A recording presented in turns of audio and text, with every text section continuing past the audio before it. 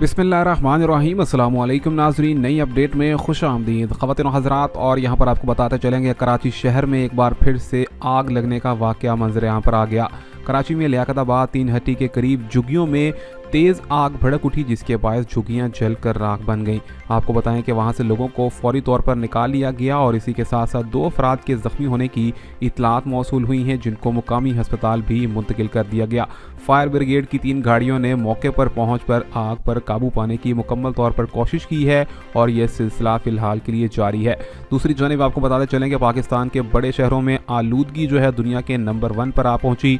लाहौर आज भी दुनिया के आलूदा तरीन शहरों की फहरिस्त में पहले नंबर पर आ गया। इसके अलावा कराची शहर को भी आलूदा तरीन शहर का नाम करार दे दिया गया है, जहां पर फिजाई आलूदगी हद से तजावुज़ कर गई है। शहरी अगर इसी तरह की आलूदगी में बाहर निकलते रहे तो उनके लिए नाक के और गले के बहुत ही बड़े मसाइल पैदा हो सकते हैं। यहाँ पर हेल्थ के डॉक्टर्स ने इस बारे में आगाह किया है कि अगर शहरियों ने आलूदगी के अंदर ही अपने आप को बाहर रखा तो उनको शदीद बीमारियों का सामना भी होना पड़ सकता है।